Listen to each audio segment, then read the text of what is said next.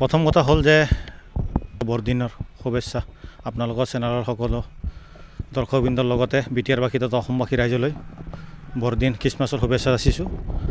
UPPL হিচাপে বৰ্তমান আমাৰ স্থিতিটো বহুতো ভাল, কাৰণ ইপিপিএল হিচাপে আমি যোৱা নিৰ্বাচনত প্ৰায় 6 লাখৰ অধিক ভোট পাইছোঁ আৰু বিপিএফে 7 লাখৰ অধিক ভোট পাবলৈ সক্ষম হৈছে।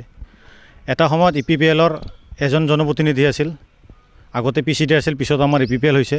সেই চিষ্টেমত আমি লাগি যুঁজি আহি যোৱাবাৰ চৰকাৰত আহিছিলোঁ আৰু এইবাৰ কিবা এটা কাৰণত আমি চৰকাৰত আহিব নোৱাৰিলোঁ।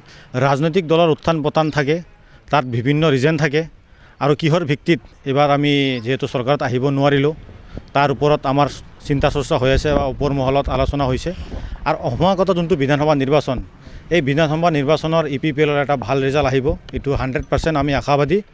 আৰু ইপিপিএল হিচাপত আমাৰ 2জন MP আছে, বৰ্তমান আমাৰ 7জন MCLA আছে, 7জন বিধায়ক আছে, 1জন মন্ত্ৰী আছে। গতিকে ইপিপিএল দল বড়োলেণ্ডত বহুতো ষ্ট্ৰং এটা দল, গতিকে এই দলৰ ভূমিকা বহুত ডাঙৰ। আজি বড়োলেণ্ডত অনাগত দিনত ভাল ৰিজাল্ট কৰিবলৈ আমি সক্ষম হওঁ, এইটো 100%।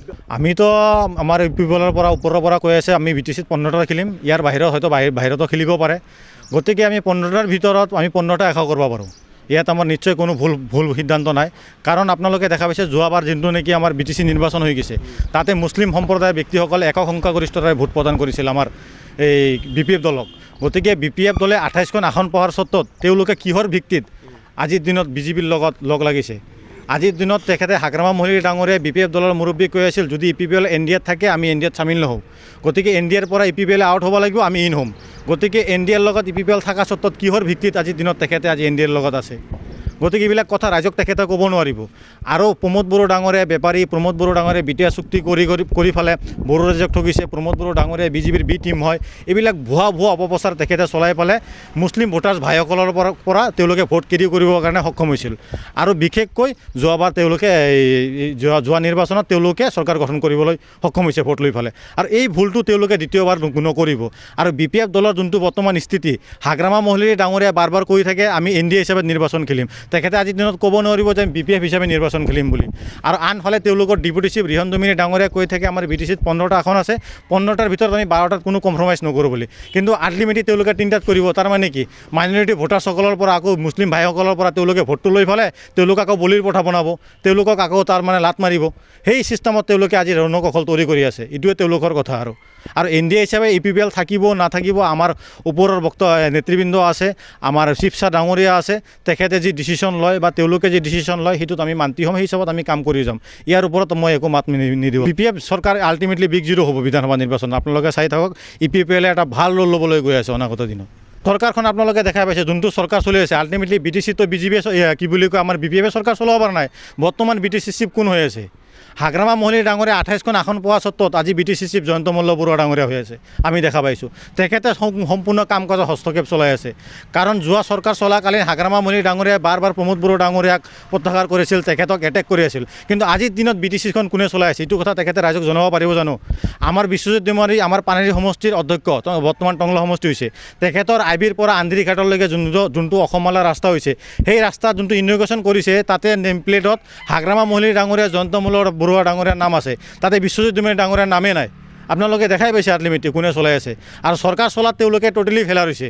আপোনালোকে দেখা পাইছে তেওঁলোকৰ 5টা গেৰেণ্টিটো বাদে দিয়ক, তেওঁলোকৰ এটা গেৰেণ্টি আছিল তেওঁলোকে ভূমিৰ পট্টা দিব, ফাৰ্ষ্ট প্ৰিফাৰেঞ্চ। চৰকাৰ গঠন কৰাৰ লগে লগে তেওঁলোকে 1 মাহৰ ভিতৰত ভূমিৰ পট্টা দিম বুলি কৈছিল। ভূমিৰ পট্টাটো দূৰৰ কথা, তেওঁলোকে ট্ৰাইবেল বেল্ট এণ্ড ব্লকত তেওঁলোকে যে ভূমিৰ পট্টা দিব হাগ্ৰামা মহলী ডাঙৰীয়াই, এইটো এটা ডাঙৰ প্ৰশ্ন। যোৱা 17 বছৰ কিন্তু হাগ্ৰামা ডাঙৰীয়াৰ চৰকাৰ আছিল, তেতিয়া তেখেতে ৰাইজক ভূমিৰ পট্টাটো দূৰৰ কথা, ৰাইজক এটা আঁচনি দিব পৰা নাই।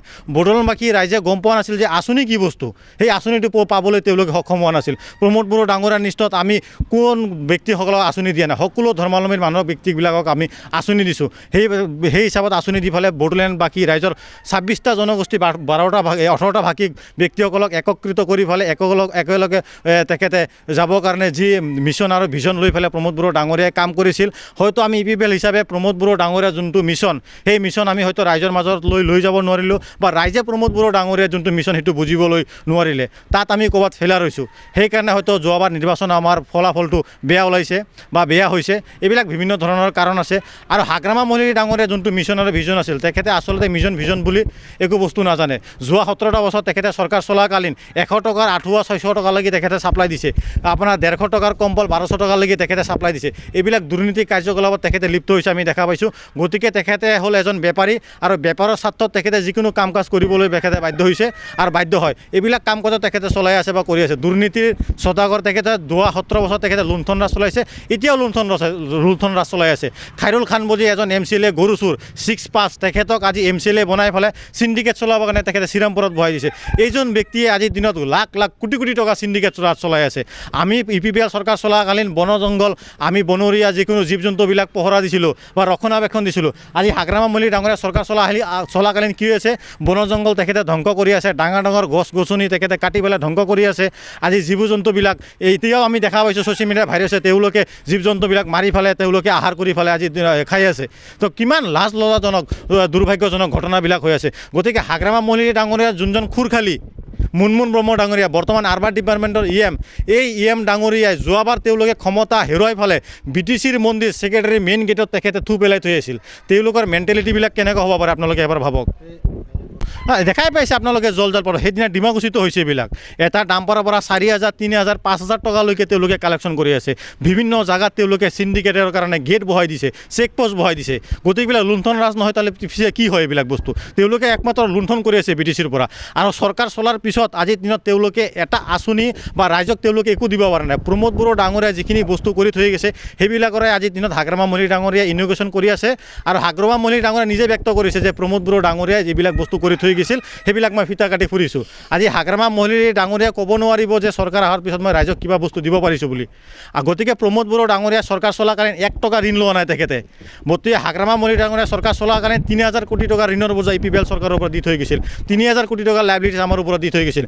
আৰু তেওঁলোকৰ BPFৰ যিবিলাক কণ্ট্ৰেক্টৰ আছিল বা আন কণ্ট্ৰেক্টৰবিলাক আছিল, তেওঁলোকে আজিৰ দিনত হাইকোৰ্টত তেওঁলোকে কেছ কৰিছিল। আৰু সেই কেছৰ চাৰ্জশ্বিট মতে প্ৰমোদ বড়ো ডাঙৰীয়াই বহু ল'ৰাবিলাকক ঠিকাৰ কণ্ট্ৰেক্টৰবিলাকক তেখেতে আজি বিল প্ৰদান কৰিছিল। তেওঁলোকে গম পায় আমাৰ BTCৰ ফাণ্ডিংটো কিমান ইয়াৰলি, তাৰ সত্ত্বেও তেওঁলোকে একমাত্ৰ পাৰ্চেণ্টৰ স্বাৰ্থত, ধন লুটাৰ স্বাৰ্থত তেওঁলোকে সৰু সৰু ল'ৰাবিলাকক কাম কাজ দিছিল। আৰু এই ল'ৰাবিলাকৰ ভৱিষ্যত তেওঁলোকে নষ্ট কৰিছে। কিছুমানে গৰু ছাগলী বিক্ৰী কৰি পেলাই ঠিকা কৰিছিল, কিছুমানে চেল্ফ হেল্প গোটৰ পৰা টকা লৈছিল, কাৰোবাৰ পৰা ইণ্টাৰেষ্টত টকা লৈছিল।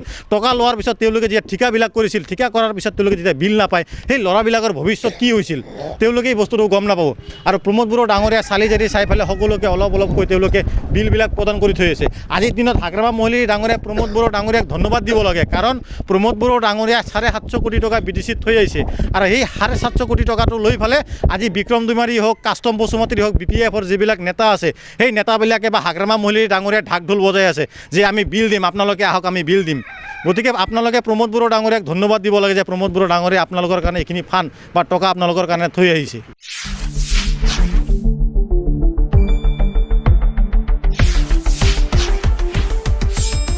শুদ্ধ আৰু বিস্তৃত বাতৰিৰ বাবে চাই থাকক নিউজ ডেস্ক ৰিপৰ্ট।